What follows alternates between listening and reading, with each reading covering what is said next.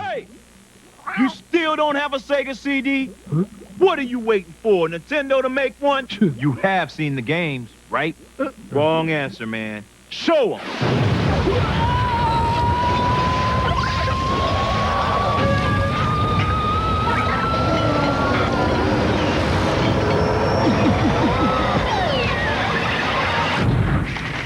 Want to see more?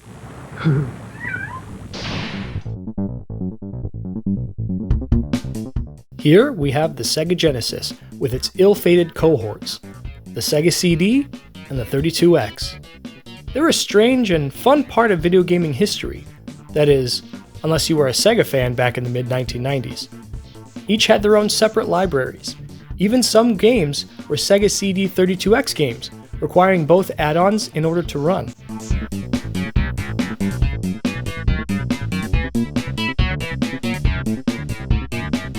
Known as the Mega CD in regions outside of America and Brazil, the Sega CD was released in 1993 with a library of 207 games across all regions.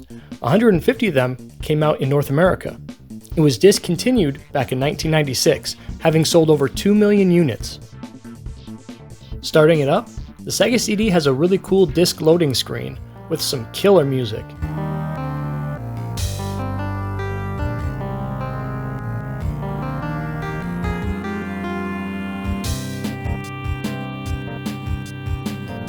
Popping in some games, you can see that some of them are just souped up Genesis games, some with interesting elements. Whether that's CD quality, which was a huge deal at the time, or developers putting pseudo 3D aspects into their games, like Chuck Rock 2 for example, which is a pretty underrated game. I've never played the vanilla Genesis port, so I cannot compare how well it does compared to the Sega CD version, but this version does have some interesting things going on.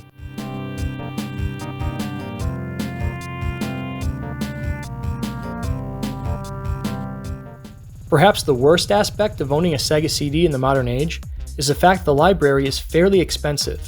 However, to counteract that, the absolute biggest reason to own a Sega CD now is the fact that the system doesn't have copy protection for their games.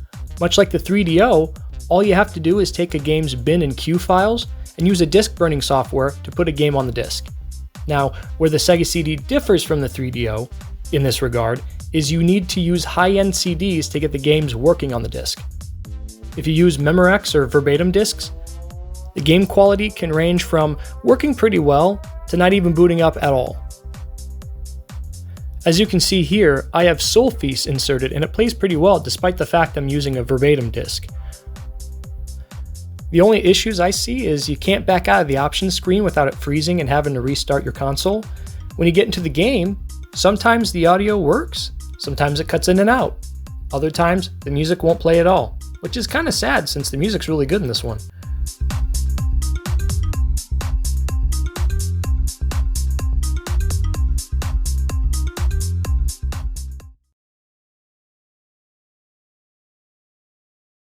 Machine has appeared in homes across America. Double and redouble his powers. 32.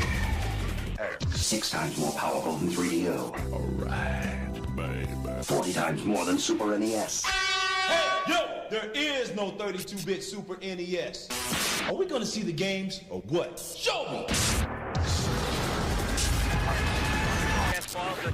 Increase the power of your 40 times. Thank you.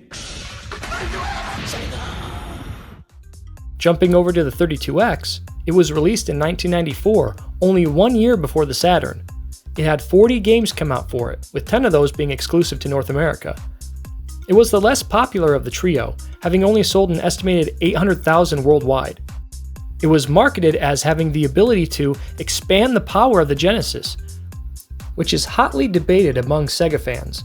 Some swear the 32X adds clearer resolution and some extra colors to the base Genesis games, while others say that's not the case. Since I just got the system not too long ago, I only have one game to test out on the 32X, which is Shadow Squadron. It's a pretty cool game. It flirts with 3D like the Sega CD almost. The gameplay of Shadow Squadron is akin to the Star Wars arcade game, which is also on the 32X.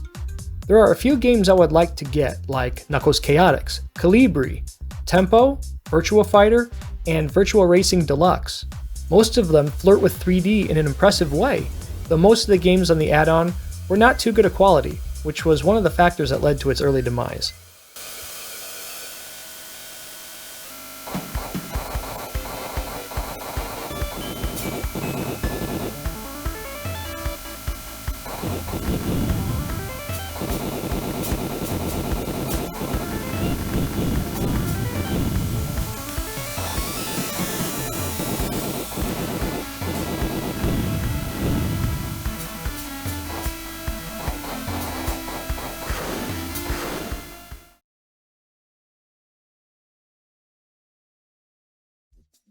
Lastly, we have the Genesis. Now this is the Model 2. It differs from the Model 1 Tower of Power because, well, it's not technically a tower. The Model 1 saw the Genesis standing atop the original Sega CD with the 32X on the mountain's peak. The Model 1 Sega CD also had a disc tray that would slide in and out. 30 years later, it's become unreliable due to age. The Model 2 is more sought after for its much more manageable CD drive. Regardless of how you achieve your Tower of Power, it's something I never thought I'd own. Everything here has gotten fairly expensive. As time goes by, the systems are working less and less.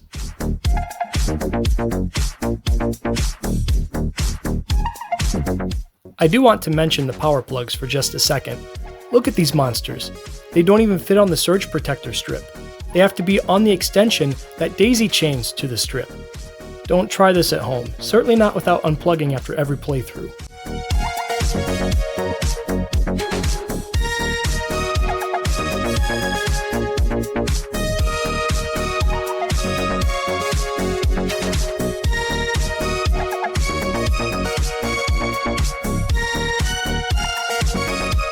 If you happen to find the components at your local game store for a more savory price, there are still good games for less than $30. In fact, I recently reviewed a shooter called Sylpheed for the Sega CD with good gameplay. Whether it's burning CDs or using an EverDrive, there are so many great games for the Sega Genesis family of add-ons that are totally worth your time. Play them any way you can.